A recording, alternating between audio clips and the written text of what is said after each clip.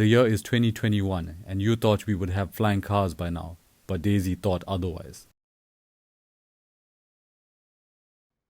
Hey guys, and welcome to the new video. Today we're going to take a look at building and repairing your first car or truck in DayZ. The objective of this video is to explain to you the parts needed for a vehicle, how to repair each part, and the basic mechanics of vehicles. So let's get into this DayZ vehicle guide for Xbox One. And as always, I hope you enjoy. There are 4 cars to choose from: the Adder 4x4, the Olga 24, the Gunter 2, the Saka 120, and an M3S truck. Apart from the M3S truck, each car differs slightly from one another, from performance to storage capacity.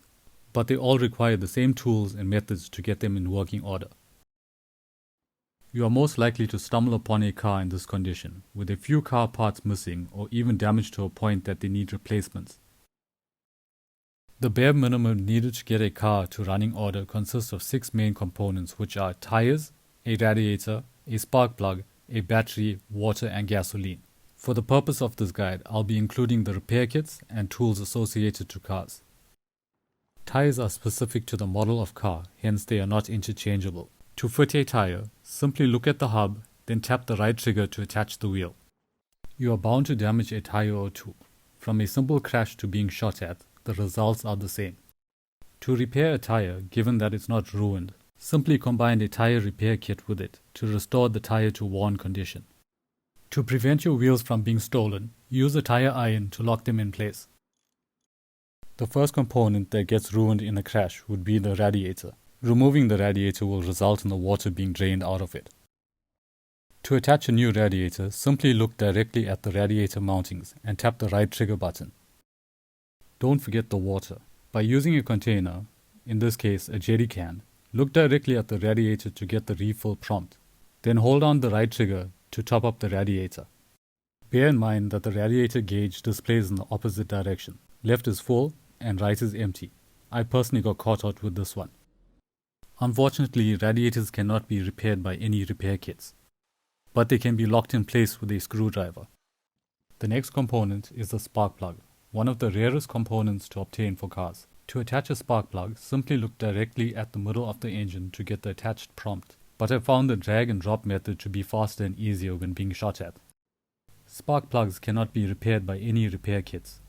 Moving on to car batteries. To attach a battery, simply look directly at the battery mounting, then tap the right trigger to attach it. Fortunately, batteries can be repaired by electrical repair kits, as well as locked in place with a screwdriver. There will come a time where you need to recharge the battery. The prescribed method is to obtain a generator, a spark plug, a battery charger, gasoline, and a cable reel, which is optional. Simply attach the cable reel to the generator, then to the battery charger. Now attach the truck or car battery to the battery charger, then switch on the generator and stand back and watch it charge. Charging times may vary depending on the condition of the batteries. The main component that will drain your batteries will be the car globes. To attach a globe, look directly at the car headlights, then tap the right trigger to attach them. To switch a vehicle's lights off and on, just tap the Y button. The last component would be gasoline. By looking directly at the car's fuel cap, you'll be prompted to fill the tank. Now hold on the right trigger to fill up the tank. Just be mindful that some cars have the fuel flap on the left hand side or right hand side depending on the model. If you're having trouble finding car components, your best bet is to look into storage units like this. To obtain gasoline, visit your local gas station, but do so at your own risk. Now that you have a fully functioning car, the next step would require you to obtain the car's missing panels. Not only does it complete the car's look, but car panels can stop bullets as well. Keep your eyes peeled out for spawn wrecks. They will offer you the car panels and spare tires that are needed. Now to fix a panel in place, simply look towards the hinges to get the attached prompt, and by tapping the right trigger button, you'll be able to attach it in place. To lock a panel, use the wrench. And to repair a panel, combine it with a stick of epoxy putty. While on the topic of repairing, the pipe wrench gives you the ability to restore engines to pristine condition. Moving on to trucks, unlike cars, these behemoths require fewer components to get moving. Although they do require more tires, 10 to be exact, with 8 being in the back and 2 in the front. If you need to separate dual wheels, use the tire iron. But combining two single wheels into a dual wheel does not require you to have a tire iron. Just like cars, truck wheels can be locked in place with a tire iron. Doors as well as bonnets require a wrench to lock them.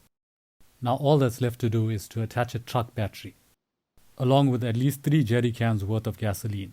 And presto, you are now ready to drive or fly around the map if that's your thing. This guide wouldn't be complete if I didn't give you a few basic controls. To start a vehicle, hold on the right trigger, and to stop the engine, tap on the right trigger again. To change to a higher gear, tap on the B button, and to change to a lower gear, tap on the A button. To accelerate, hold on the right trigger, and to brake, hold on the left trigger.